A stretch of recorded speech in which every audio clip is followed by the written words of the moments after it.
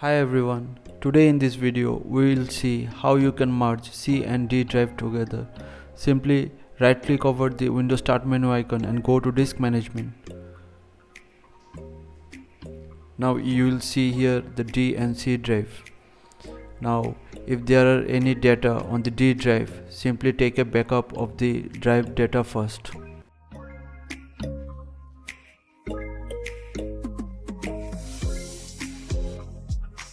Once you backup the data, simply go to Disk Management again and right click over the D drive and click on Delete Volume. Click on Yes. Now the drive will show as unallocated. Now right click over C drive and click Extend Volume. Click on Next.